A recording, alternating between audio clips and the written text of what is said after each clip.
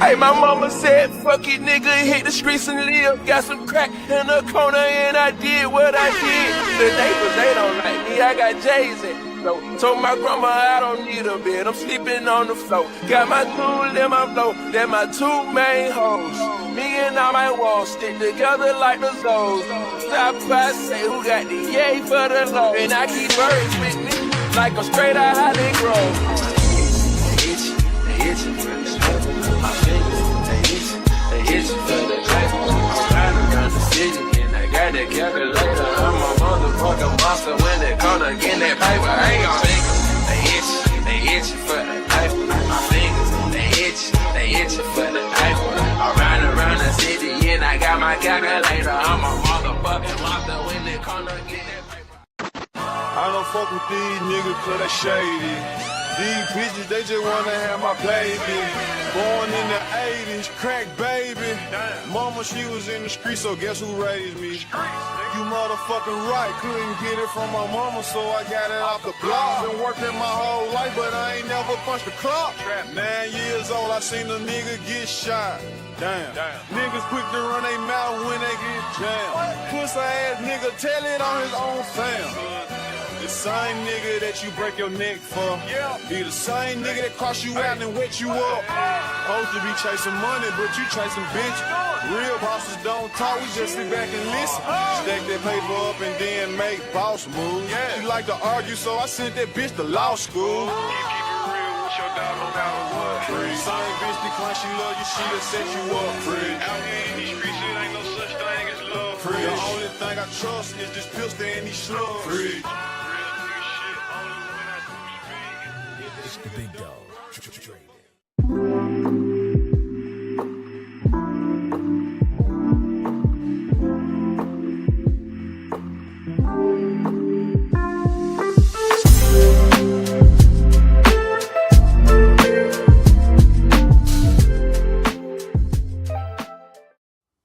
First of all, Ernest, I would like to start off by giving a shout out to FYF Sports Debates Podcast. I really love that podcast. I really do.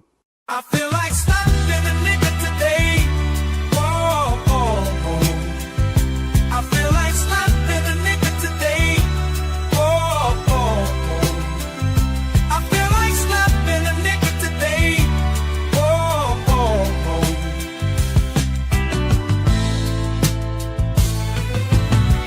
These motherfuckers on the road, where the hell they learn to drive? Jive turkeys at my job, about to get a cool, cold, mean five. Should've took the day off, might slap my boss. My own damn kids pissing me off, as if I hadn't had enough.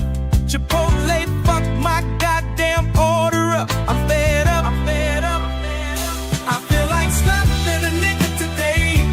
Whoa, whoa, whoa. I feel like slapping a nigga today. Whoa, whoa, whoa. I feel like slapping a nigga today. Whoa, whoa, whoa.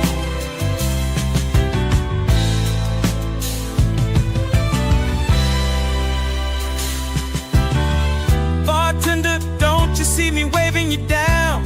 This guy came after me, I was here first, but you serving him rounds. No, I bought the Uber here, my friends expecting me to buy it back tomorrow morning.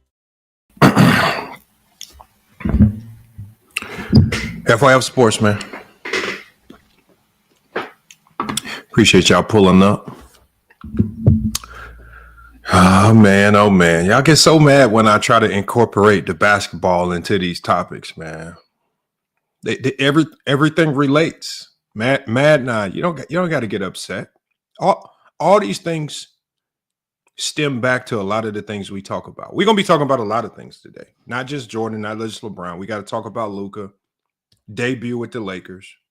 We got to talk about Jimmy Butler, debut with the Warriors. Right, we got the All-Star coming up. All-Star replacements are in. We got to talk about the Dallas Mavericks. What is their season going to look like now? Daniel Gafford is going to be out significant time with a knee injury. AD's out significant time with a knee injury. Those are two key pieces to what they thought would be successful They essentially gave up a game and gave away a game last night to the Sacramento Kings. I mean, they lose a couple more games, they're below 500. Right? If they don't hold the fort down where they're at right now, what's the point of bringing AD back this year at all? I mean, when he does come back, he's going to be on minutes restriction. What's the point of bringing him back and you're scrambling and scraping at or below 500 just to fight for 8-9 seed? But we're going to be talking about all of those things today here on FYF Sports, man. A lot of things. Just the main topic was something that this was a topic that I didn't even initially pick up on until after the Super Bowl was over with. Right? Because I'm sitting there, and obviously the Super Bowl this year did huge numbers. Super Bowl this year, 127 million viewers. It was the most watched game. It was the most watched game and halftime show in history. Right? So when you look at the eyes and the viewership just on that game, everything was at an all-time high. And so for artists and Kendrick Lamar, who knowing that you are going to be on probably one of the biggest stages in the world to kind of showcase to the world who you are, it's like an opportunity. And, you know, this is why the Super Bowl doesn't pay these artists to perform. These artists actually pay the NFL to perform at halftime because the NFL understands this is a humongous marketing opportunity for you to blow up as an artist. So all the artists over the last couple of years that you guys have seen come into the Super Bowl, they are paying for that halftime show. They're not getting paid to do the halftime show. And so as I'm watching y'all, I'm watching the halftime show. Obviously, the game was a complete joke. Right? Kansas City just did not show up to play whatsoever. They did not give us anything. They did not make it interesting. They did not put up any fight. They got smacked in the face early and just folded. The game in and of itself was trash. Now, Mario knows best. I like that you said that because when I watched the performance, I said, this is a hell of a performance. I loved the theatrics. I love Samuel L. Jackson. There was nothing about the performance that I didn't like. And I'm just a fan of, I'm more so a fan of hip hop. I'm not even going to pretend as if I'm the biggest Kendrick Lamar fan because in all actuality, I'm probably a bigger Drake fan of his music than I am with Kendrick Lamar. And there's other artists that I would prefer to listen to over Kendrick Lamar. But at the end of the day, when I'm watching the show, how it was pieced together, you bring SZA in. I love the symbolism and a lot of the things that you got going on. Watching it on TV as somebody that appreciates hip hop today, I love the show in and of itself. I thought he did a hell of a job putting on a show for the people that love hip hop and for the people that love his music. But that's the problem.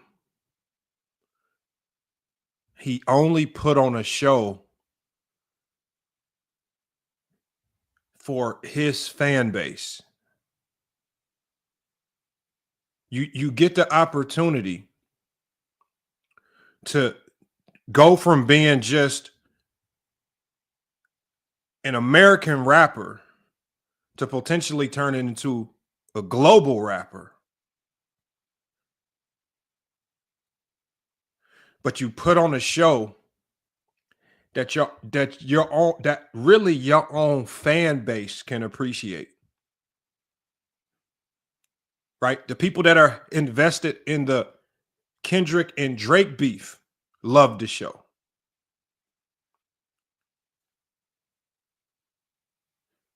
And I get that some people might have wanted to hear some of his other songs, Money Trees and things like that. But from what I understand, there's a rights issue with, I think, TDE, another music group, and they have the rights to a lot of his older music, so he couldn't perform those songs.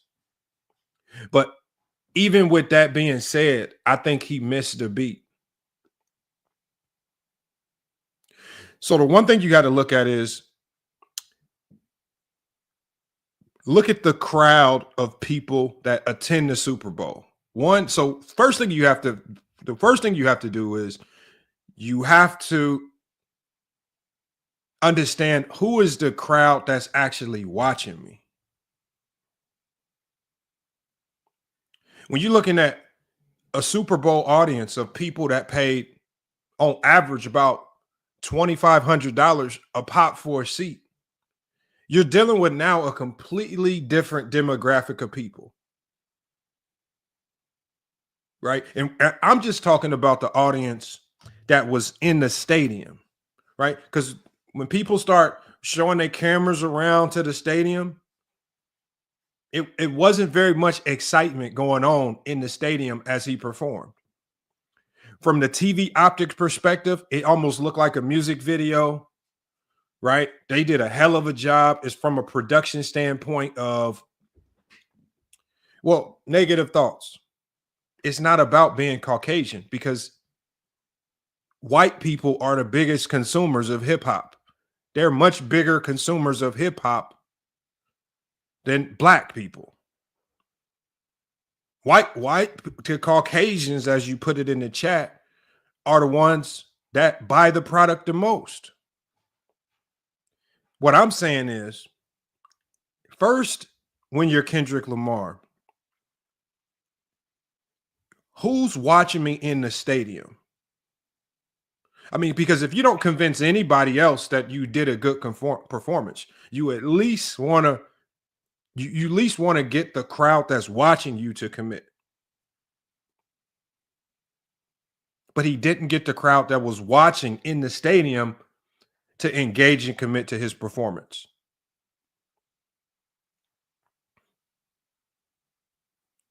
When you watch Kendrick Lamar, right? Kendrick Lamar's whole performance was based on almost talking to the camera the whole time. Every time his eyes was on the camera, the routines were focused on the camera. There was really nothing that he did that catered to the crowd around him. And so the crowd now is disengaged. Secondly, when you're Kendrick Lamar, what's the best way to engage a crowd of a unique demographic? You bring somebody in that's going to automatically wake them up and make them engage. And this is where you see some of the most unique collabs: a country music star, a pop star, another global star that we know is going to wake the crowd up. Because you don't have access to some of the music that you did prior, and SZA was cool, but I don't look at SZA as a global superstar. She's not a pit bull. She's not global to that degree. I think when you're looking to cement remember, you only get one shot to get this Super Bowl performance right. It's not like you can make a mistake and go back next year and redo it. You get one shot.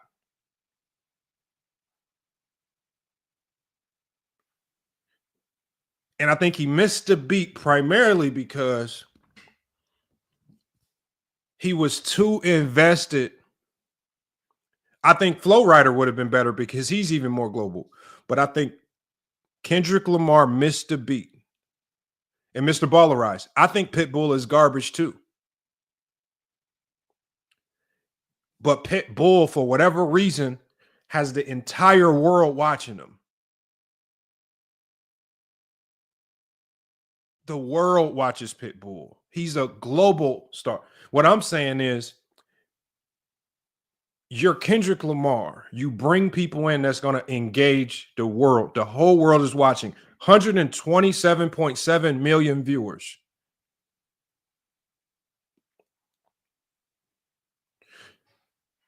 And so what Kendrick Lamar, y'all, where I feel he went wrong is when he got this opportunity. I got the Super Bowl.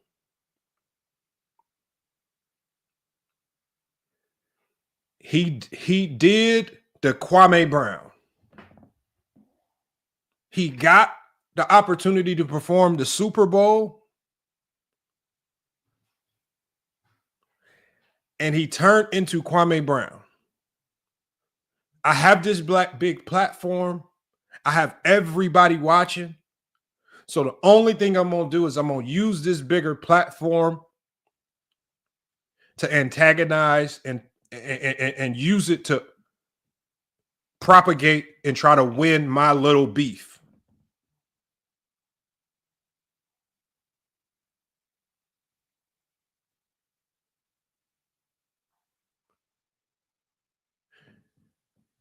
The problem is it's a lot of people that don't care about the beef with Drake. It's a lot of people in that crowd. The reason why they were not engaged, the reason why a lot of people in that crowd, in that arena, were not cheering, going crazy, he didn't bring any cameos. He didn't bring any people on to capitalize on this moment. And and mind you, a lot of these people would have came on for free because it's the Super Bowl.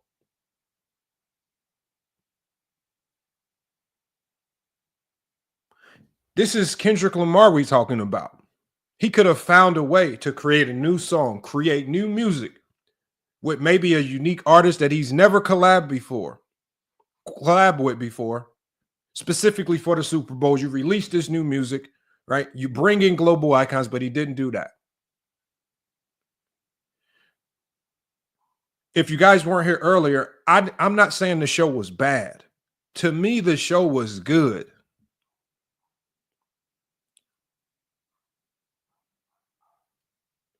But he presented the show for a minority of people. He did not create a show that was going to gravitate to the 127.7 million viewers that were watching.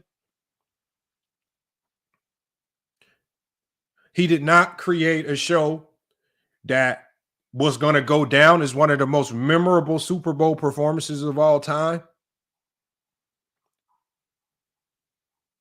He was so invested in winning the beef with Drake that his whole focus was on the camera and talking to Drake. This essentially could make Drake the winner in all of this back and forth.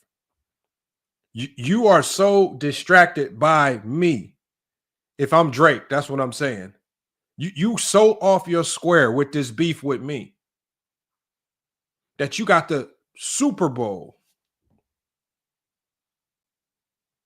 And instead of putting your best foot forward, right? Because this is marketing, y'all. This is marketing. I understand, Matt. Not everybody can have their opinion on who won, who lost. But there's a time and a place for you to deal with your riffs and your tiffs and your tats and your beefs. Entertaining your beef during the Super Bowl is just not a very smart business savvy move for somebody that's paying the NFL to perform the Super Bowl. He says, Lamar, you're going to die on that Drake hill. This is just you guys being in this Drake and Kendrick Lamar beef. I don't necessarily care about the beef. I'm like I said before, I'm not even a humongous fan of West Coast music or even Kendrick Lamar's music. But I still feel like he put on a really good show for people that like his music or people that like today's hip hop. He did not put on a good show for the crowd that was watching him. For the 127.7 million viewers, there is a consensus going around that this is the worst halftime show of all time. Mahari says, Lamont, your take is trash. You're complete. I don't think you're getting my point, Mahari. I mean, you so third.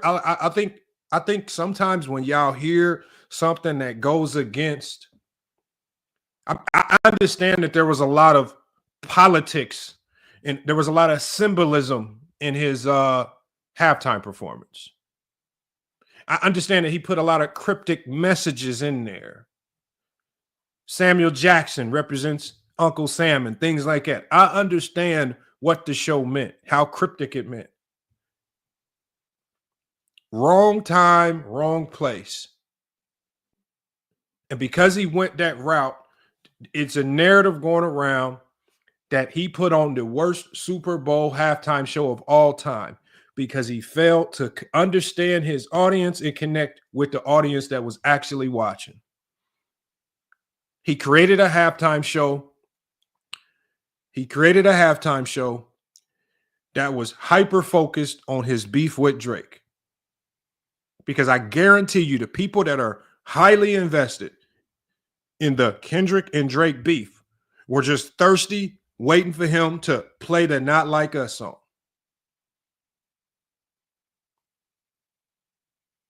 No one else cared. No one else in that audience cared.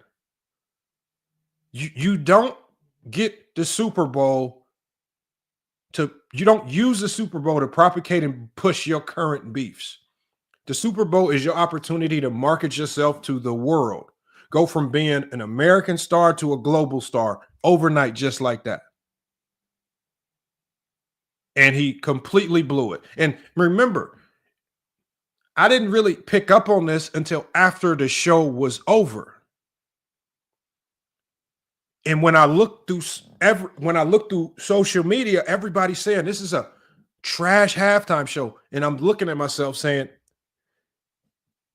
oh, that's why he forgot to create a show that was going to impact everybody globally. No one cares about the Drake beef. That's just the hate. You're so caught up in this beef that you miss an opportunity to gravitate to the entire world. Act accordingly says you cannot dictate what he. I don't dictate it, and I did not dictate it.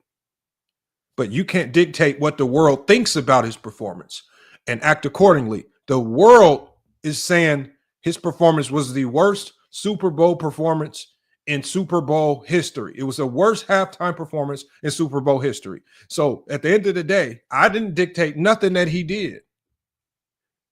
But in turn, you cannot now dictate what people think about what you did. For like the Kwame Brown. Kwame Brown went viral, had a huge platform. He proceeded to completely waste that platform in senseless, pointless beefs with other farmers in the backlands of Mississippi, North Carolina, and it's something that absolutely nobody cares about.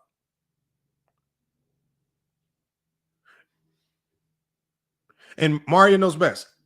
I don't think it's the worst, but at the end of the day, there's a consensus of people. 127.7 million people are speaking. We represent a small minority of people who are already in hip hop. We understand Kendrick Lamar as an artist to a certain degree. We understand the dynamics of the beef. We appreciate different forms of hip hop music from West Coast to East Coast to even Midwest. We appreciate it because to me, it almost looked like a really, really good music video. Y'all remember the music video era that's now seemingly dead? That looked like a very, very well-produced music video. But as with any music video, I can take the best produced rap music video, and if I put it on the Country Music Network channel, it ain't gonna probably get that much positive feedback. If I put it on the 80s rock and roll channel, it's probably not gonna get that much good feedback. But if I put it on the BETs and the hip hop channels, it's gonna get good feedback. I expect a lot of you guys who are the BETs and the hip hop heads to like it. When you're performing at the Super Bowl, you are not performing for one demographic. You're performing for the entire world. This is not no shade towards Kendrick, but I feel like him and his team completely missed the opportunity. Wally says the girl was lip syncing, as are most of them. I don't really care. I mean, if you're lip syncing your own song, who cares? It's your song. Some of these singers are on tour 24/7, losing their voice. Yes, lip sync. I'm not tripping on that. That's part of the music industry. It's not no Milli and Vanilli type thing. We all know she can sing.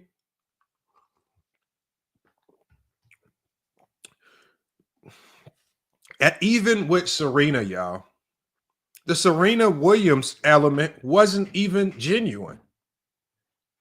You only bring Serena on because she used to date Drake. I mean, think about it.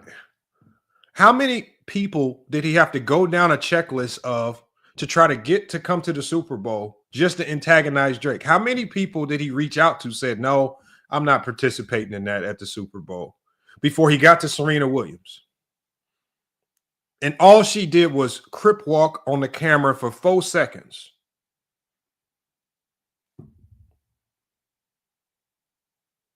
We're not dumb. Do y'all think Serena Williams is the only person he could have got to come on to show and crip walk? He got Serena Williams because she used to date Drake. It was a shot at Drake. And most people don't care. It's the truth.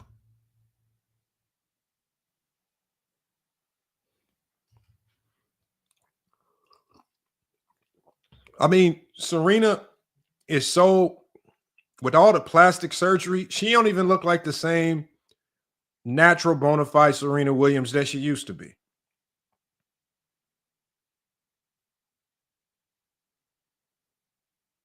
Nose job, lip job, faces lifted all up. Don't even look the same. I mean, pretty soon here, she's on the verge of looking like Wendy Williams pretty soon. So at the end of the day, and that's my favorite tennis player of all time. But at the end of the day, bringing Serena Williams on and pretending as if that wasn't for Drake is crazy.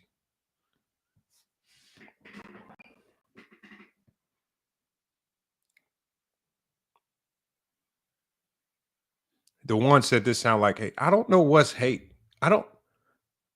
What is hating? I like the show. For me, I like the show. But for the millions and millions of people that say it was the worst Super Bowl halftime in Super Bowl history, there was a plethora of people, much more than the hip hop communities. And there are actually even some people in the hip hop community that feel like this Super Bowl halftime show was trash. If you get the opportunity to perform at the Super Bowl, you need to go to your old music label. We need to work out a deal. I need to play Money Trees. I need to play all these old songs, the hits that made me Kendrick Lamar. I need access to these songs. We'll work out the money. Let's just work those numbers out for a one-time deal. But you don't even try to work that out. You didn't try to get any of the rights of your old songs to perform at the Super Bowl, the songs that made us all come to love you as an artist. You didn't bring in any global icons to gravitate to the world. or make the show unique. The only thing you did was use the show to take another shot at Drake, which really, in the grand scheme of things, nobody cares about.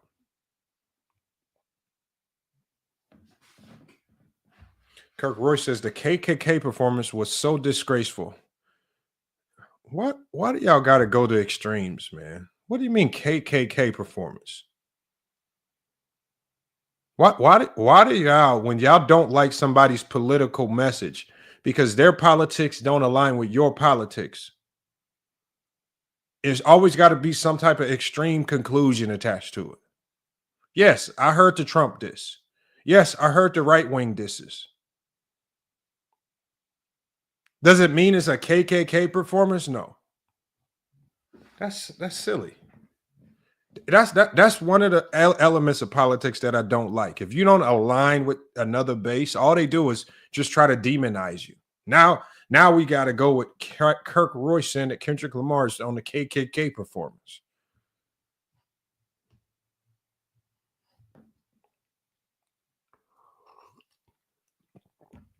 Sad, man. And what does this remind me of, though? Kirk Royce says, I have mixed children. It's shameful to have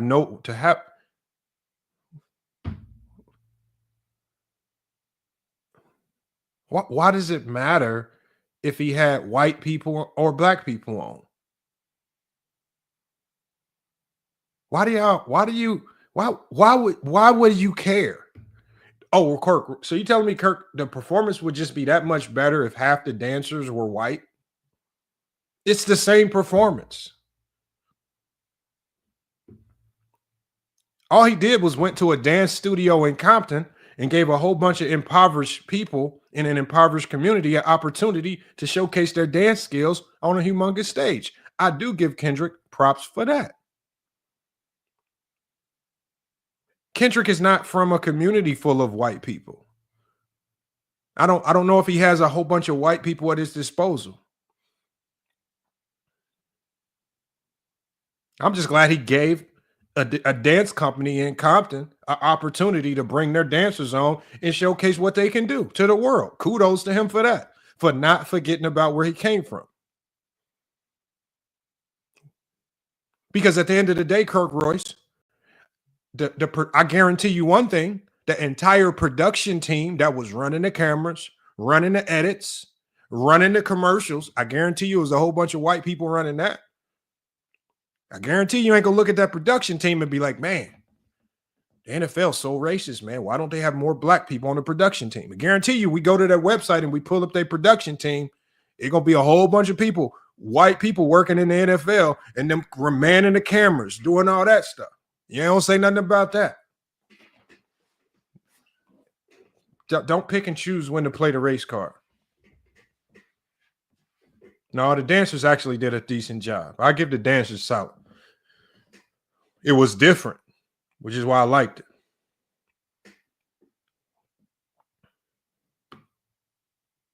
Dancers were solid. The whole performance was solid. It just wasn't for everybody. That's my thing. If you get the Super Bowl, put on a performance that won't be. Y'all remember? Everybody remembers, and Kirk Royce and a lot of people might remember when Michael Jackson did the Super Bowl. That motherfucker put on a performance for the ages. And he wasn't staring down no camera, entertaining some beef with another pop star. He was looking at the crowd, and he put on a show for the ages. I mean, even if you look back to last year was hip hop. So that tells you right there, if you do hip hop correctly, you can still have a hellified show. When you do hip hop incorrectly, this is what you get, because we just had hip hop last year in the Super Bowl and everybody loved it. You had a whole bunch of artists, generational performers, global performers. They did their thing last year.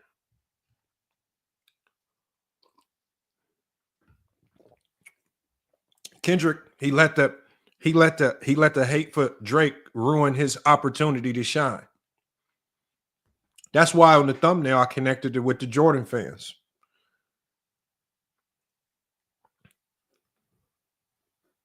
That's why I connected it with the Jordan fans. Jordan fans got one agenda. They so caught up in the hate with LeBron that what do we have going on now? Now the only thing we have going on in the media is everybody from Jordan's era telling us how bad the NBA is, hating the NBA.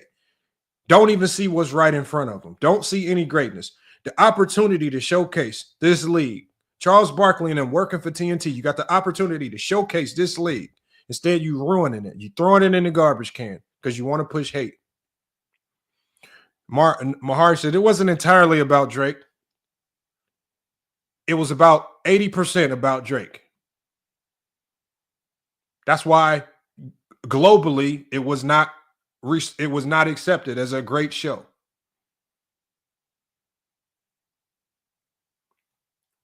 Mahari, you acting like I'm the only one saying this was a bad show. I'm not the only one.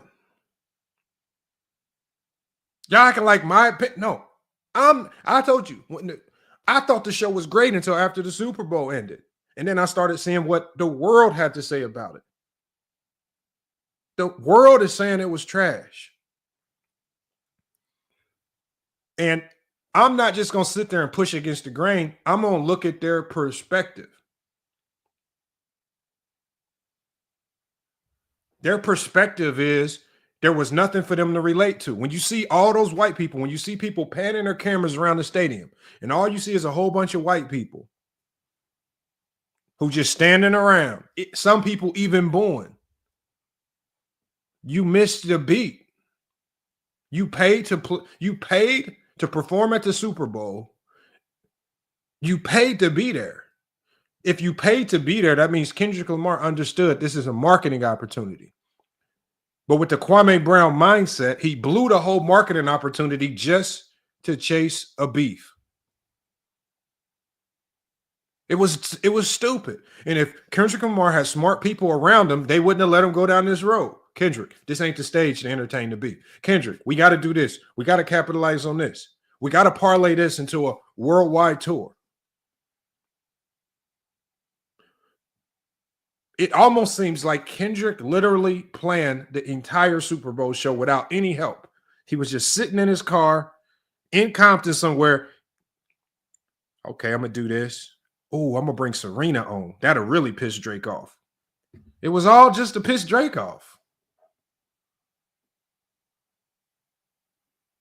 It was dumb to me.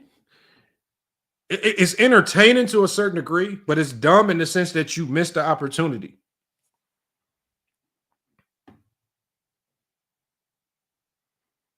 I'm going to drop the link. We're going to bring y'all up to cook on this. Let's get y'all thoughts on it.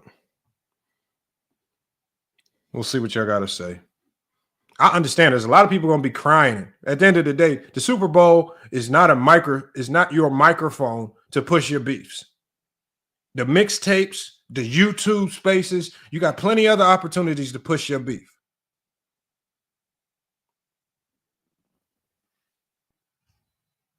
Y'all really think if ESPN come knocking on my door, FYF, we want you to come do a show on ESPN, a special segment. Y'all really think I'm going to go get on ESPN and talk about Casino for Life and Ticket TV? If I get an opportunity to get on the big stage with the big dogs, I got one opportunity. Y'all really think I'm going to get on ESPN and start dissing Casino for Life and Man Down Sports? There is a time and place for all of that. This ain't the Super Bowl, just ain't the stage.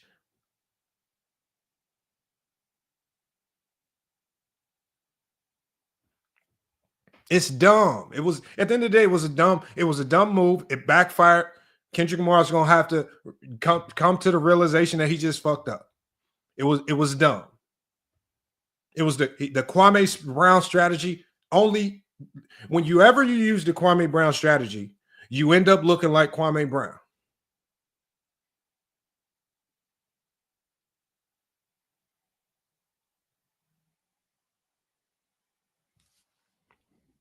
It was dumb. Appreciate y'all pulling up, man. Salute to everybody in here. 822 in the building. Make sure y'all donate to support. Because, man, we got a lot going on. If you want a super chat, we do got our super chats active over on FYF Sports Clips. So if you want a super chat, if there's a message you want me to really stop the presses and address, you can super chat, and I'll put your comment and your donation up on the screen, and we will address it. I'll put the link to our other channel because we're live on both channels right now, FYF Sports Clips. If you do want to super chat, you can super chat over on FYF Sports Clips. If you want to just show appreciation to the show, or if you want us to feature any of your talking points. And I'm gonna go ahead and drop the link. Let me actually get the link to FYF Sports Clips so I can put that in the chat.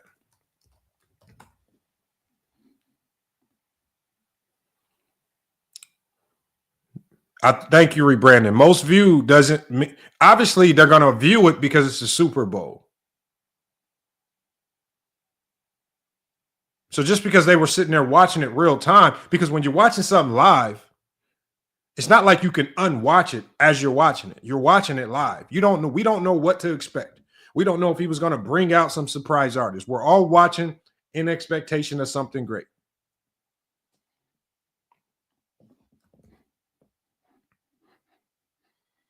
I'm about to drop this link in the chat as well.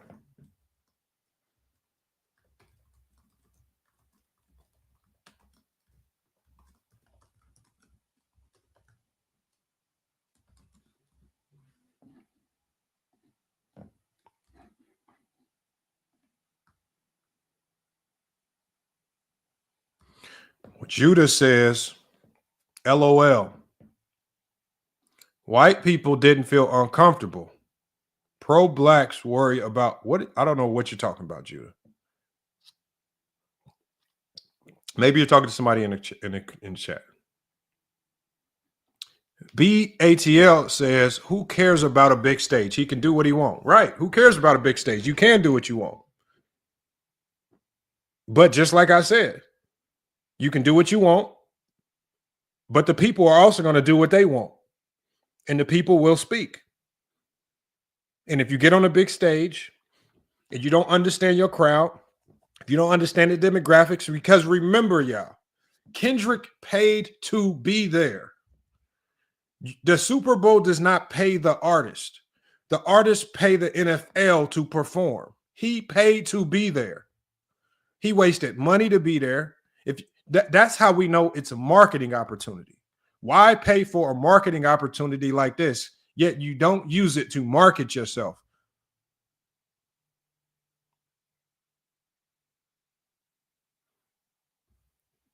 The people around him strategized this all wrong. He got it wrong. And now the world is there's consensus going around, a large consensus of people that are saying this is the worst halftime show in history. Because generally, the halftime show is what saves a bad game. If the game is trash, usually we stick around for the halftime show because that's the saving grace. In a game that was hot garbage, in a game where only one team came to play, I think a lot of people were desperate for a great halftime show.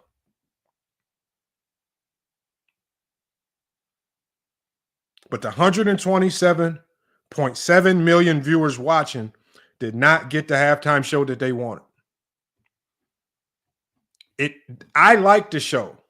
I like hip hop though, and I like today's hip hop. But I'm not 127 million people. The greatest artists know how to gravitate to large masses around the world. Like when you look at the global ones, the Adeles, the Pit Bulls, for whatever reason, they have some type of global appeal. Why go and perform at the Super Bowl if you're not looking to get some form of global notoriety? Damon, you're right. I'm not like y'all. It's FYF Sports.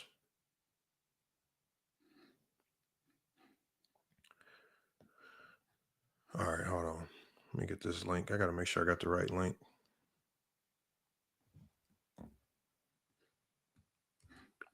Link it in the chat, man. If you disagree, you may disagree and you may not. At the end of the day, there's nothing to disagree with. The world is spoken. The world is saying that this was the worst Super Bowl halftime performance in history. At the end of the day, I'm just telling you what the world is saying. And all I'm saying is, to a certain degree, I understand where they're coming from. Because when you run up there and you want to fight your beefs on the global stage, you look dumb. The Kwame Brown strategy failed Kendrick Lamar. The Kwame Brown strategy only looked good to Kwame Brown fans. It's a horrible strategy, man. Salute. What up, bro? We got George, we got Mahari, we got Haskell up here. We got the all-seeing eye, man. Let me start with Bees. Bees was the first up, man. What you got? Yeah, I kind of disagree with you. I think that the show isn't for everybody, but Kendrick's never been for everybody. And to do what he stayed true to himself, right? He understands that he has a certain segment of fans. And those people weren't going to ever like the music he put out anyway. Facts. He doesn't put out music Exactly. He does not put out music to go across all these genres. So the league knew what they were getting in. I think this is bigger. This is more about the complete destruction of Drake. He was putting it in. He put a bow on it. Drake threatened the NFL with that lawsuit. If he sang that song, he sang it anyway. Drake, this was just the complete destruction of Drake. And if you were a Kendrick fan going in, you still a Kendrick fan after. If you didn't know Kendrick, and Bees, I agree with everything that you said. See, that's the funny thing about it. I agree that Kendrick Lamar is not for. I agree, he's not for everyone. No, he's old. But when the Super Bowl, when the NFL comes to you and says, okay, because you have to put a bid into the NFL. All right. Right. No, but you got to understand who Kendrick is. No, I understand that. No. Listen, my point is this, Bees. No, I got what when you're saying. When you perform at the Super Bowl, it's no longer about you just staying true to whatever you do. It's basically you saying, I want to go from being just a West Coast rapper to a global rapper. You know, this is not a global rapper. This is not your backyard concert in some club in Compton. Oh, I got you. Performing in front of the world. Let me say at the end of the day, you don't take this assignment unless you are prepared to do something that the world globally is going to gravitate to. Otherwise, you're going to look crazy. Let me the say man just won 5 Grammys. Let me say it this way, Lamont. He criticizes all these rappers that sell their soul for the industry. The one thing he did not do, whether you like it or not, he did not get up on that stage and sell himself to the industry. Thank you. He stayed in his lane, whether it raises him up or lowers him down, he's still true to himself. That's what he raps about. That's what he did. I got more respect for him now because he didn't try to do the crossover thing. He didn't try to become a Drake or one of these people. Because that's what he'd have to do he doesn't even make the music that would cross over like that. So why he was picked? That's what you got to ask yourself for. Because of Drake. Was picked?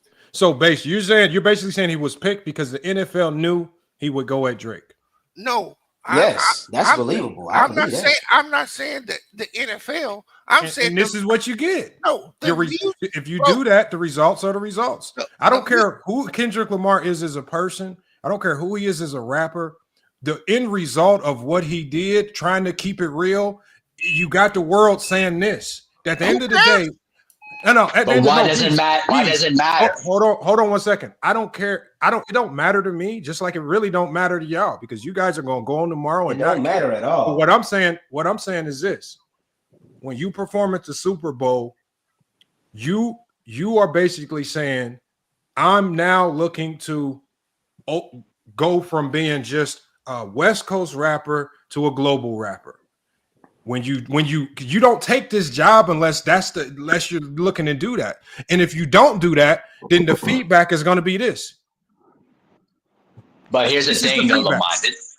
But hold on, Lamont. Let me say this real quick because I gotta say this.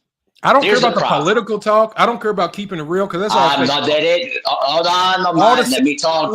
Let me talk, Lamont. Let me talk. Hold on 1 second. Hold on 1 second, my heart. All I'm saying, y'all, is this: all of the Kendrick kept it real talk, all of the Kendrick didn't sell himself talk, that is all fake news. Because at the end of the day, he don't take on this assignment. Hold on 1 second, Mahar. He don't take on this assignment. He don't take on the Super Bowl if he doesn't see a means to an end. If we want to pretend as if there was not some type of money play in this, or he has some type of agenda, which his agenda was to go at Drake. We clearly saw that. And he wasted an opportunity, I believe, to become a bigger rapper. That's all. Twice. But he kept it real. Already. But he kept it real, and now he looks dumb to the world. I don't think that he's good in the hood. You know what's dumb? Hold on. No, he's not good in the hood because he get robbed tomorrow. He get robbed and shot tomorrow in Compton. Y'all all know. Okay, can I? Hey guys, let me speak, y'all. I'm gonna go right after him. At a breakfast spot. California is known for killing all his rappers. They catch him down bad, they gonna kill him and shoot him too. He ain't good. God forbid. Y'all really don't care. Y'all don't. Y'all really don't care. Oh wow, Lamont. So was any other rapper. Y'all killed Nipsey. Y'all killing all y'all rappers. Y'all killed P&B Rock. There's no difference, bro. All y'all rappers. One at a time, guys. Let me give a chance. Nipsey kept it real. Nipsey was in his hood. Y'all killed him. P&B Rock kept it real. He was in the hood. Y'all killed him. Y'all really think he trying to keep it real? All y'all doing is bringing more views to this man. All y'all doing is bringing more views to this dude talking about it right now. That's all the fuck y'all doing. Y'all bringing more views to this shit right now as we speak. No doubt. Why would I try to take away views from him? I don't care about taking away views. I like him. Man, y'all not about hold up, pause. Y'all not about to sit up here. Hold up. Y'all not about to sit up here. It's on Mahari. Go ahead, Mahari. All right, go ahead. My bad, man. No, you good, man. Because I actually was going to try to elaborate something here. Listen, Kendrick Lamar's performance was not going to be for everybody. I think Kendrick Lamar here's the deal. It was not made. Hold on, Lamont, because here's the thing. How many times have we heard her? Oh, Lamont, stop interrupting me, bro. Quit doing that. Quit doing that, bro. Lamont, stop interrupting me, bro. You can continue, Mahari. Let me speak my point. Lamont, I don't interrupt you when you talk. Let me talk. All right, go ahead. Here's the point. Here's the point, bro. The performance was not going to be tailor-made to everybody. Kendrick Lamar knew what he was getting himself into. Did the Drake stuff had a lot to do with it? Of course. We can clearly see that. We're not stupid. But at the end of the day, more people understood what the beat was about. But then at the same time, you have to reflect to the fact that Kendrick Lamar's music was sending a message about how America has become now. And you don't think the whole world saw what it is? The world's not stupid of how America is. The performance was more about the representation about what Black culture and what hip hop is supposed to be, not what all these other sellout rappers in the industry try to sell themselves up about. That's my point. And clearly in the mind, you missed the point about it because you're looking at other viewers with a particular agenda. Let me say one thing, Mahar. The best album to me, the album that was probably that hit on almost every political point from almost every aspect over the last 10 years was Killer Mike's album. And y'all all called it trash. I agree. At the end of the day, hold on. At the end of the day, Killer Mike came out with an album. He did everything that y'all said. All the realness, all the talking about the real stuff, and all y'all did was call the whole album trash. Who did? Because nobody was bumping it. Nobody even knew about that shit. I'm talking about you individually. Nobody knew about it, Lamont. Nobody knew about that shit. Yes, they did. He won a Grammy. Nobody knew about the album or them damn songs. He won a Grammy. How do you not know about it? He won a Grammy. Easy. Nobody was fucking playing. They was playing not like us the whole time. Wait, hold on. How doesn't the culture know about this? Wow. Wait. They was playing not like us around that same time. They was spamming not like us around that same time. We was winning them goddamn Grammys, bro. Hold on 1 second. Sit down, bro. Hold on. Let me tell y'all something that's factual. Y'all was only invested in the not like us stuff because it was a beef and y'all love beef. Y'all wasn't Man, invested in Killer Kendrick Mike been because winning it was not a Grammys. beef. Stop it. Hold on one second. Kendrick Hold on got one second. 22 Grammys, bro. Well, y'all got to be composed, man. Hold on. Y'all don't know how to shut up because I'm telling the truth. Y'all only cared about Not Like Us. No, you're telling your truth. Hold on one second, Hari. Facts. This is not a truth. This is a fact because Killer Mike won Album of the Year. Killer Mike had one of the best albums, and it wasn't about fucking hoes and doing all that stuff. He hit on almost every political point. It actually was good music. It was bars. It was everything that you asked for, and none of y'all cared about it now. But hold on one second. Hold on. You can't tell me one song off Killer Mike album. But now all of a sudden, when you're talking about a song that's only about beef, and Kendrick Lamar used this whole Super Bowl show to just aim little targets. Yes, he did have his little cryptic political messages in it, right? Ooh, cool. You had some symbolism in it, Uncle Sam, and okay, we get that. But at the end of the day, the entire show was almost primarily based around throwing shots at Drake. That's why you like it. All the other stuff you pretending to care about, that's all you pretending. Y'all don't really care about the political stuff. Y'all just pretending to care about the political stuff because it was a little extra sprinkles there. Y'all was all there to wait for him to play Not Like Us. Tell me I'm lying. You lying. You ain't lying.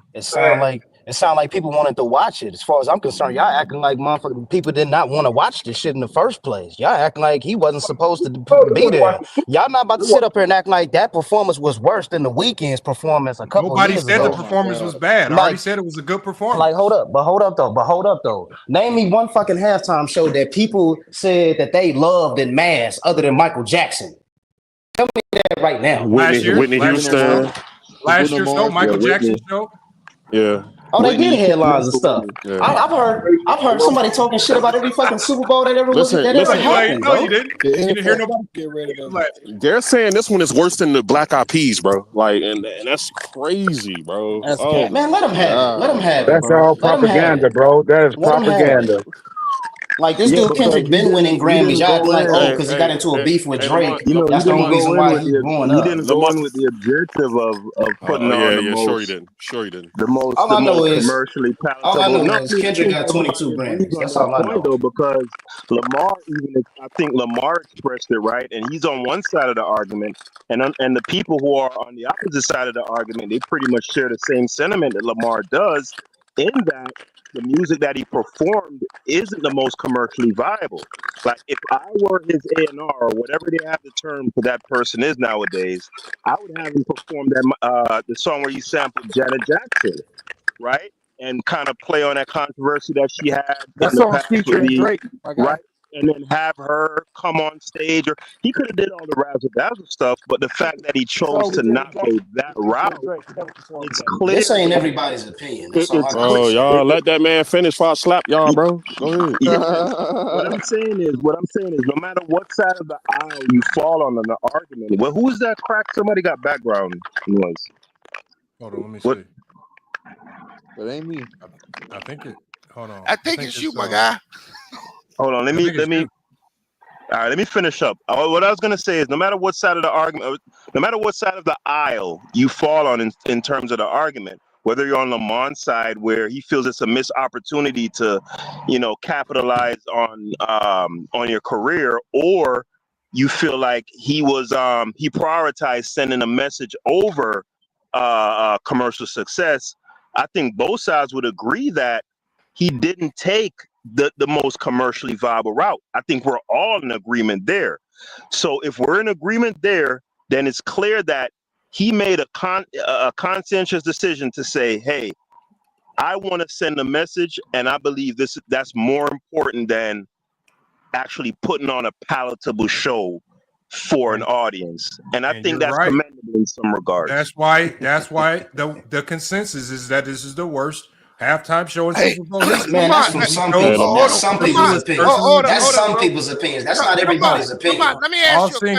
All Sing Guy. Do you know what the consensus is? It's the masses. The majority of people that watch are saying that it's the worst halftime show in Super Bowl history. Right. I've seen puppies pop locking in their living room, man. Go ahead. I'm watching puppies dance the peekaboo and shit. Like puppies dancing, my nigga. Okay, we got you, my guy. I don't know what that we got it. You saw animals dance. Good job. Without the Without Huh? the Drake beef, does Kendrick get that slot? No. He's been there twice. No, No. So no, I don't think he. He's been there twice. That's No. my question. Without the Drake fuck? beef, does he get the slot? Yep. Well, I think there were a couple No, things that yes went on or there. no? Okay, I mean it's not a yes or no question. Yes, it is. He's been No, there it's not. twice. No, Okay, bro. it's If he Bees, doesn't have that just Drake tell me your thoughts on it because to me I don't feel it's a yes or no question. So if you don't want me to elaborate, just finish your thought. But he's been there twice. Kendrick is in and out of music. He's in and out of music. He's not constantly making music. If Kendrick did not have this beef with Drake, Kendrick would not be in that slot. Yeah, I So- gotta so agree. you- so you agree with That Drake beef brought him to that slot. Or more correctly, that record Yeah, is what not got like him the us. slot. Yeah. Hey, but the record was from the beef. Y'all got to From the stop beef, acting yeah. like. Makes And this is the thing, right, bro? Y'all want to sit up here and talk about, I heard y'all talk about Drake and the industry artists. Kendrick is probably the most industry protected artist that there is right now. He literally just did a Super Bowl where he could have taken the opportunity to actually broaden his fan base, right? And he chose to, do diss records, which only if you looked on Twitter at the time, it literally had Drake trending more than him. Right. So you literally went up there to perform and take digs and brought more light to an artist who's already bigger than you. Right. So I mean, I think he did only 2 diss records. Hold on. And then when we look at this, right? I heard somebody say Grammys, right? They use Grammys as he had 22. This is just this beef has shown us that y'all don't really stand on the culture for real, right? Y'all will bend to the culture when it benefits an artist that y'all like, right? Because for years we've been sitting here saying that the Grammys, y'all were just boycotting the Super Bowl just 2 years ago, right? And then all of a sudden the Super Bowl is pro-black. Grammys are a validation of the culture, right? That word that Kendrick Lamar been using to finesse y'all anyways with buzzwords, right? So I think that he definitely utilized this moment to put Drake on a bigger scale than himself. And I think we should all, I like the performance, but the masses didn't, bro. And that's what we're talking about. We're not talking about what the culture or what the hood like. Not for sure. But I'm just telling you what the masses are saying. But your name rebranded, right? Yes, sir. But how can you say someone has an opportunity to reach bigger audiences if he doesn't have the music to do that? But he does though. No, he does. He has the music. Hold on. No, he hold on. doesn't. So we're not. Hold on. No. Listen, he does, right? This is the thing, No, right? he Watch. doesn't. Hold on. How the fuck do you get 22 Grammys if you ain't got no music? Bro, First off, can we stop using the Grammys as a I guess a platform for us to Nigga, he got hits. That's the fucking point. Listen, hold on. We just watched Doechii win a Grammy over Eminem, Future, and them. Like that shit don't mean nothing to nobody. Can we stop using it? Thank you. Okay, but explain to me. But listen. Okay, so he has. Okay, Kendrick ain't got no hits. He has. Hold on. He has records, right? And this is the thing. He released that GNX album, which is a phenomenal album, by the way, right? Because he knew he didn't have he didn't really have anything that could appease these hits of these white people, right? Right. So this is the thing. Hold on. So this is the thing. Even when he did perform at the Grammys, he performed Black of the Berry. These are not records that appeal to white people. So if he was really going against the grain, he would have performed those records. Fuck it. Perform that. Perform the All Rights and shit. I'm not disagreeing with you. What I'm saying is they wouldn't have liked that either. But hold on, Exactly. but Kendrick said he didn't care about what they like though, right? Bro, He's about the culture. It's not about the white people, right? It's about the see, culture. See, you're not gonna do that, bro. You're not gonna flip flop on your arguments with me. He's a man of the culture. You choose a lane. The argument is whether the masses was gonna like his music anyway. And my argument is No, but Bees, did you hear what I said at the beginning though? No, I heard what you said. My argument is No. that Kendrick is not everyone's cup of tea. The No, real but question Bees. is, why was he chosen? Bees. Because My of Drake. thing We is- agree on that, Hold Bees. on, rebranding. What I said at the Jay-Z. beginning was this. There is an understanding that, look, I know Kendrick Lamar. He is widely considered, and somebody has some background noise. Let me mute somebody because somebody has some real nasty background noise. I don't know who it is. But so Kendrick Lamar, I think we all know that coming into the Super Bowl, he didn't have any global hits or he didn't have any songs with people in it that could give him worldwide appeal. What I said in the beginning was if I'm Kendrick Lamar and I'm looking at, okay, what music do I have I understand who the audience is going to be in the stadium, the people that are going to be watching.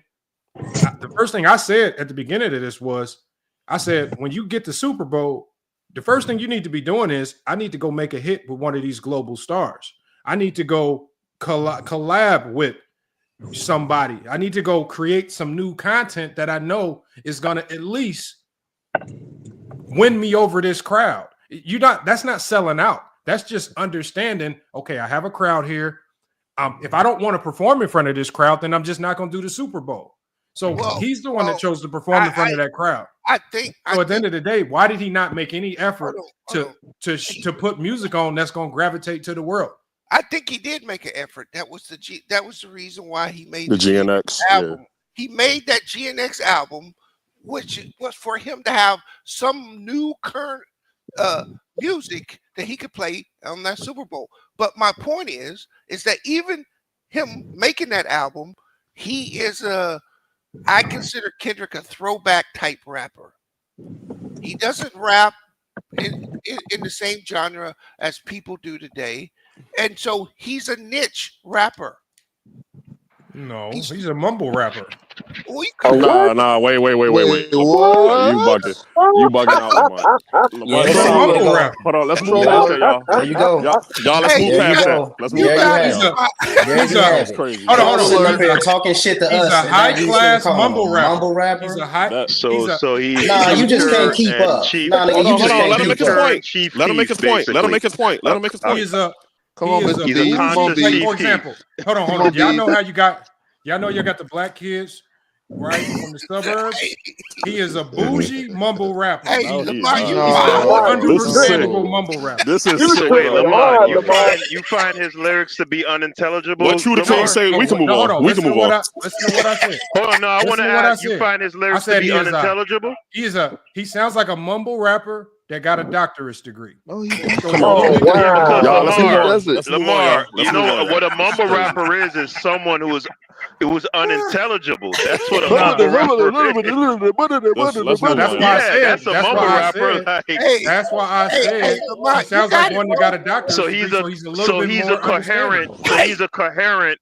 He's a Y'all, let's move coherent, on. intelligible mumble Yeah, let's rapper. move on. Come on, Mr. B's, get your take off. That's called oxymoron. Mr. B's, get your take off. Come on. Let's let Mr. B's get his take off. Do not feed the trolls, man. Bro, he just trolled. Yeah, troll alert, troll alert. Let's move on, man. That's not a troll. But I seen somebody in the chat. I seen somebody in the chat say that he's not a pop star, pop artist. Yes, he is. He got songs with Maroon 5 and Taylor Swift. He's not a pop star. No, he's a not. pop star. Yes, he is. He's not a pop He's star, but he's No, versatile. he's He's versatile. Just say he's versatile. So he has pop Just songs. because they trying to put him inside that genre, don't make him a pop star. He's versatile. We done. All right, move on. He's versatile. So he has. Hold on. So he has pop records, but he's not a pop star. He's versatile. He does everything. Just say that. Okay, hold on. So is Drake a pop star? Yeah, most definitely. Drake is a pop artist. No. He's versatile. Drake he has them both. is a pop. No, he's not. Hold on. Drake He's versatile. is an unabashed. Listen to me. Drake is an unabashed. Hold on, real quick. Let me get this out. No, we switched because they're two different artists. Listen, let me say it clearly, unequivocally. Drake is an unabashed bubblegum. New Kids on the Block, Britney Spears. All right, yeah, hold on, y'all. I'm only muting you because I don't want to get into the Drake. We're just talking about Kendrick Lamar in the Super Bowl. I don't care about how good. I'm not talking about the quality of these rappers. What y'all personally think of the rappers, I don't care. I'm just talking about the Super Bowl performance. They're looking for the link in the chat, Lamar. Yeah, Mike Sampson. Okay, Lamar, let me say this. Hey, my bad, Lamar. Buddy brought it up, though. Buddy brought it up. I ain't the one who brought it up. Yo, quote unquote masses just don't want to see no more rap at the Super Bowl. They seen it back to back. That's why they saying this was the worst and this is that, this is this. They don't want to see no more rap stars at the Super Bowl. That's not crazy to say. Yeah, but I mean, it's not a hip hop forum. He could have performed those. He could have performed those songs he had with Maroon 5 and Taylor Swift, and the record where he sampled Jan. If he wanted to truly appeal to that audience, he has records that could achieve that. But they still wouldn't want it because he's a rapper. But he was chasing. But he was chasing the beef. He would rather take shots at Drake as opposed to understand his audience and put on a show. Lamar, the beef is the only reason why he got the slot. We agree on that piece. No, I'm talking to Lamont. So why wouldn't you do what got you there? Okay, well he did, and look what it got him. It didn't get him nothing. No, but Bees, listen, Worst you can halftime get show there. in Super Bowl history. Let's You can ask the get question. there and Where you is can the get there Super and Bowl perform other next year? stuff. Where's the San Super Bowl next Francisco. year? In San Francisco. And Bees, So check you this think out, these Bees. 40 going to perform? Bees, check this out. He's in New Orleans. He could have brought a great jazz band on. Like he could have turned it. He could have went so many directions with this. He And could have missed bought the out ball No on it. Limit. That's not him. He didn't do anything No, they to wouldn't even want cater no to New limit. Orleans. They not accepting no limit. You know what No. he chose to do, Lamont? He Nigga chose. said no limit. He chose. He Yeah, chose. no, they don't want that. Hey, he chose. Make him say, No, Y'all, they Bees don't. is White talking, folks don't want to hear that. Can y'all let Bees finish, y'all? He Come on, I don't want chose- to start dropping people down, man. What he did was he chose to put flowers on that casket as they buried it. It didn't. All it did was make Drake trend. Drake is done. It don't matter. No, he's Drake- not. Oh, okay. He's on All a right. sold Fan out base is too tour. big. Drake is not done. Okay. All right. He's on a sold really out think- tour. Like, what are we doing? You really think Kendrick Lamar can end Drake? No, he cannot. Drake is global. Bro. The music industry has ended Drake. He can go. No, they have not. That's Okay, not watch true. and see. Bees, he's on a hold on. He's on a sold out tour right now. So when we We on say the other ending, side of the world, hold on. Listen. That If tour. it- hold on. How If long ending, ago was that done? hold on. How Listen. long ago was that put Hold on, together? listen. We've seen niggas get ent in this rap game, right? We've seen Ja Rule get ent, right? We're literally sitting here seeing Drake still be the #1 stream rap artist. We seeing him on a sold out tour. We're literally seeing this nigga name still driving the algorithm. So that's not done, bro. Like he got his ass whooped. Absolutely, we all agree. There's nobody that's gonna dispute that. But to sit here and say he's done, that like we're not gonna know this really for real until his next he's album. cooked. No, bro. Yeah, bro. but He got cooked in the beef. Yeah, circles- absolutely. In rap circles where he wants the respect, that's over with. Listen, but hold on, but listen, rap ain't big enough though, right? That's what y'all gotta realize, and we seen that. Hold on, listen. This ain't the 90s. Hold on, listen. Hold on, Y'all just said he's pop, so why right. would Hold you on, care hold on. about rap? Right, listen, but He we does just though. hold on. He does. We just seen this in the Super Bowl, right? Where we, the people that like hip hop, we cool with the show, right? But the masses, it literally reflected how hip hop is not as big, though it came far. It's not as big as y'all think it is, right? That's why when y'all get mad at the Grammys and all that shit, and it's like, well, we don't even know who that is. I promise you that the world know who that artist is that beat out their hip hop. No, their hip for hop a artist. fact, brother. What's your name, brother? Rebranding. Rebranding. Listen to what I'm saying, and this is to Lamont also, right? For whatever reason, Kendrick has reached, in terms of, let's forget about rap, right? Just as an artist, he's at the pinnacle, right? However, for whatever reason, because he's the one who will go to Compton and stand amongst a bunch of bloods and go to Atlanta and want to be with the gangsters and go to Chicago and want to be with Chief Keef. For whatever reason it is, even though he doesn't need it, that street credibility and that street viability means a ton to Drake. No, it don't. For whatever it does, Lamont. The evidence says otherwise, because he could have turned his back on that a long time ago. He doesn't need that shit. So let me ask you this. Hold on. Hold on. Let me ask you this question. We doing all this talking about. All right, I got to be out. Hold Salute on, everybody. Kendrick. Let's say Kendrick. Like we looking at this right here. Beast. Now, Drake is the first rapper to reach 1 billion streams. He's the most streamed rapper from 2015 to 2024, and so far in 2025, he's still the most streamed rapper. So y'all, please explain to me how Drake lost. He lost the He lost because let me explain what matters to him. Because again, you're looking at it from a purely logical standpoint, right? And when it comes in the greater scheme of things, what matters is your viability globally as an artist, economically. Yes, I would agree with you, and I think everybody would agree with you. However, for whatever reason, having some sort of street credibility means the world to Drake, and his lyrics, his actions. Okay, so what does that mean with the in text of the Super Bowl and Kendrick Lamar? What does that mean? What it means is psychologically Drake is destroyed. If Drake puts his head down and he doesn't make the same mistake that Ja Rule made, right? To your point, but why do we care about any of this? Hold what on, does it have listen to what do I'm with the saying. Super Listen Bowl? what I'm saying. No, because I'm saying. Hold on. Why us talking about how Drake is doing? I only put this on the screen because it shows no matter what we say about who won or lost the beef or battle, Drake is doing just goddamn fine. It did not hurt him. You can say he lost all you want. It did not hurt his career. It did not hurt his numbers. It did not hurt his money. It did not do anything other than a few people in the hip hop community saying that he lost the beef. And we understand that y'all few in the hip hop community, y'all don't move or shake nothing. Y'all voice in this don't mean nothing. It hasn't changed nothing. It hasn't changed any fans' thoughts or opinions. It hasn't affected any concert sales. It hasn't stopped any tours. So why would we care who won or lost this beef? We don't care, Don't affect anything. I'm agreeing with you. I'm saying Drake cares. Do you get it? Hold on. He cares. Hold on. You don't even know Drake. At the end of the day, I don't have to know him, Lamont. Hold on 1 second. I don't care about what you might think Drake feels. Y'all said Kendrick won the beef. So if winning this beef is that important, right? What did he win other than a few people in hip hop saying he won? Because he did not help Kendrick at all. Bro, it just took his career to a different level. Like we can't act like it didn't take him to a place where you can win five. Well, Kendrick wouldn't even be Kendrick if it wasn't for Drake. Okay, Drake then is why the one is that he introduced suing? Kendrick to If the it world. doesn't matter, Kendrick was going to be if Kendrick. this doesn't matter, No, Lamont, Drake is the one that Drake, introduced Kendrick to the world. Hold on, listen, Lamont. Why is Drake suing Lamont? If it doesn't matter, I don't know. consequential. Hold on. I don't care why. That's not. I'm not here to talk about a lawsuit. I'm not even really here to talk about Drake. Drake, win or lose, is doing just fine. Off his past old catalog, he is. Nothing new gonna hit. You're right. The person that's not doing fine right now is Kendrick Lamar, where they're saying that he has the worst Super Bowl halftime performance in history.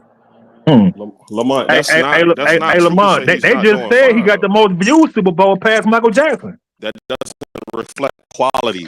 That reflects hype. There you go with quality. Oh my God. Wait, so hold on. So is it hold on? Wow. It's quality and quantity, right? Like it's literally just hold on. Just because you sell a lot, hold on, or something is viewed a lot doesn't mean that it was a quality show. Doesn't mean that. Niggas usually say that when it's not their favorite artist who get the win. Listen, hold on. Kendrick is one of my favorite artists, right?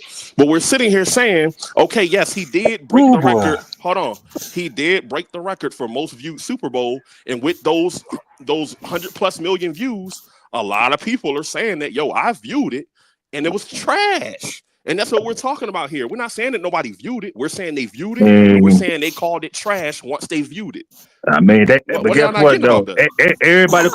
Everybody calling somebody's Super Bowl performance trash. They were complaining about Usher last year. Hold on. We've never seen. They was not complaining about Usher. Yes, they were. There were folks complaining about Usher. Black people complaining about Usher. The white people loved it. You know what I'm saying? You know what I'm saying? Well, folks complaining about it. That's all I was basically saying. Somebody's gonna complain. Period. The man had bell bottoms on. Yeah, that was crazy. That was crazy. That's the culture, though, right? Like, but that ain't my culture. Hold on, to Lamont's point, though, to say that Drake made Kendrick, that's a false point. Kendrick was going to be who Kendrick was. Did Drake give him a good look by bringing him on tour? Absolutely, right? But Kendrick Lamar had already had a solid project in Section 80. Good Kid, Mad City was an instant classic. As soon as we heard it, we knew. He didn't make him this beef. We got that. Hold on. Last point. Still not the topic. We got to stay on topic. Right, but hold on. But we spoke to the topic. We said that he's here for a reason. No, but now we're going into a tangent and stuff that I don't care about. I don't care about Kendrick's catalog. I don't care about his history as a rapper. You made a point. I don't care about how he got there. No, y'all brought it up, and I'm just trying to get back to the meat and bones of what we're talking about here. The fandom for Kendrick Lamar don't change the fact that, from a business perspective, he blew a humongous opportunity with the Super Bowl by not understanding who he was performing for. You take this gig at the Super Bowl. He could have rented out a small stadium in California if he just wanted to do a performance for his fans, for you guys. He took this opportunity to perform at the Super Bowl so that he could perform in front of the world. And when you get in front of the world and you don't do anything but, to me, sell your beef, you don't really introduce any new music, you don't do any special collabs with any other global faces, global stars, you don't do anything other than just put icing on the cake of a beef that we already knew you won, so to speak, right? Because he won the beef before the Super Bowl started, right? He won, okay? After Not Like Us, you won. The Super Bowl, you don't need the Super Bowl to win anymore. You already won.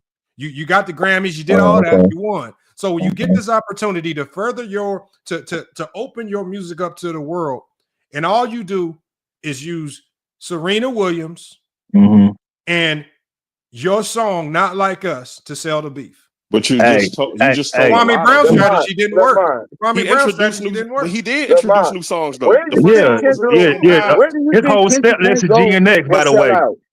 The whole set list was GNX, and GNX is going back to be the #1 album on Billboard this week. It's been recorded had 2 already. records from the beef. That was it. He performed like 7 or 8 songs from GNX. He did introduce 3 or 4 new songs. I want to know where does Lamar think Kendrick can go globally and sell out? Well, he got a world tour that he just announced yesterday. I just want to know what Lamar. So Kendrick's gonna do just fine with his world not going to tour. sell He'll out. be fine. Hold on. First of all, when you have a world tour, it's your fans buying the music. When you're performing at the Super Bowl, you can't control who's watching the Super Bowl. But what you can do when you're performing in the Super Bowl is you can understand the dynamics and demographic of who's actually watching, and you can put on a show. And now, because the Super Bowl is for you to expand your fan base. The Super Bowl is not to make your current fan base happy. When you perform at the Super Bowl, you're trying to add fans to what you already have. So, did he add fans to what he already had with his Super Bowl performance? Okay, well, Lamar, according to Billboard, he just sold an extra 230,000. So I guess he did expand. Hold on, listen to what I'm saying. And one day, his fans are going to buy his music. No, they already bought the album. I'm talking about after the Super Bowl. After the Super Bowl, he just sold another 230,000. His fans already got the album already. I guarantee you this: there's gonna be new fans coming out of that Super Bowl performance. First of all, hold on. We're talking about the consensus. 230,000. 230,000 after the Super Bowl. After. My God, can we just let me finish, y'all? The 230,000, I'm almost promise you, is still his fan base, and the 230,000 is a very small. If you're telling me that the 230,000 are all from people who watched the Super Bowl and said, "Wow, we love this new artist. Let me go buy his music," that's a lie. The fans are speaking. The fans are speaking because first of all, if he actually put on a good show that would translate into record sales, then it would show in what the people are saying. The people are speaking. So hold on, George. Y'all got to still explain to me, why are the masses saying this is the worst halftime show in Super Bowl history if it does such a good job at expanding his viewership? Real quick, if you have a album do 230,000 and the video is the Super Bowl performance video that they have on NFL YouTube is at 36 million and you only did 230,000 after that, that's wild, man. I can't lie. You sound like one of them Drake fans that believe in the Boston players. Hold on. See, this is when you stop all this. What was the album sales when the album first came out? If we're gonna talk album sales, who has the #1 album in the country right now? They say K-Dot gonna have it next week. No. I'm asking you, who has the #1 album in the country right now? Probably somebody white. Okay, hold on. I'm on Billboard right now. So at #1, it's The Weeknd. Weeknd just came out with a new album. He's a global star. #2 is Bad Bunny. #3, SZA. And it says #4 is GNX. And since the Super Bowl, it's went down. That's a lie. I seen some say otherwise, my boy. Okay, so hold on, y'all. Hold on. You said I'm lying. Do you want to bet $500? Hold on. Do you want to bet $500? I'm looking at it right now. And I can send you something that say otherwise too, but you won't believe if I could do something. Hold on. Let me just share the screen because I don't have any dog in this fight because it just happened. It says it has a red arrow next to it and it's down. Okay. So you want to bet? Who wants to bet? $5, $10. Who wants to bet? Before I stream my screen. Yeah. I ain't betting. What was the record sales when the album first came out? No, what I'm saying is, I said on the Billboard, I said there's a big red down arrow next to his album. It's down. It's pointing down. It's How Can you long has look DNX up been next out? week projections? How I see long you has looking up DNX probably been out? today. How long has Since, DNX been out? since November. And it's still and it's still in the top 5. Crazy, ain't it? That's But he Hold don't got no fans though. on. But he don't what got no is Lamar fans. saying? We're not. Hold on. I think but y'all you, still keep missing my point. okay, later. Super What's your Bowl point? is not the Super Bowl. Your fans are because especially with the Drake beef and with him essentially winning this so-called rap beef. All right, come on. Go ahead, Lamont. Especially with this rap beef with Drake. We know that his fame amongst people that are highly invested in music has went up. It doesn't surprise me that his album was charting on the billboards. I understand his album was going to be selling well. I understand that. What I'm saying is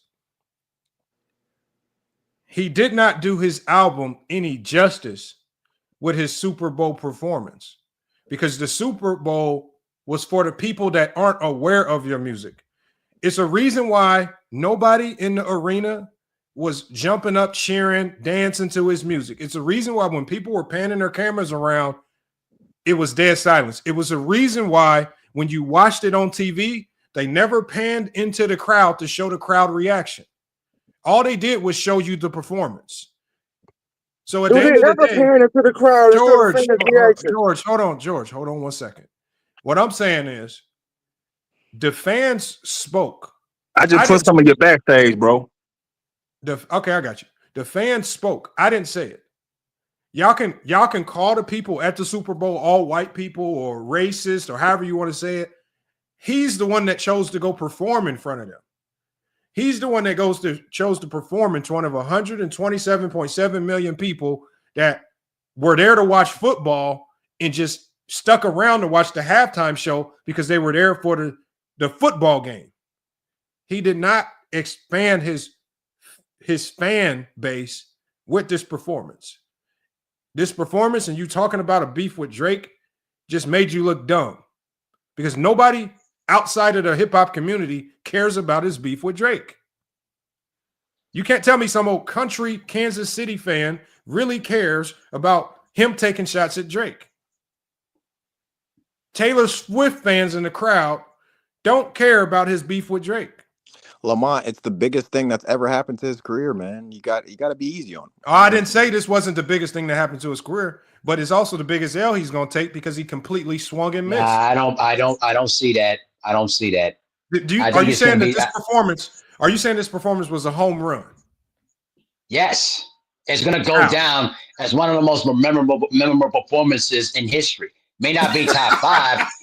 You can laugh about all you want to. It may not be top 5. But at the end of the day, an infield double. This. What do you an infield double? Maybe not a home run. An infield double.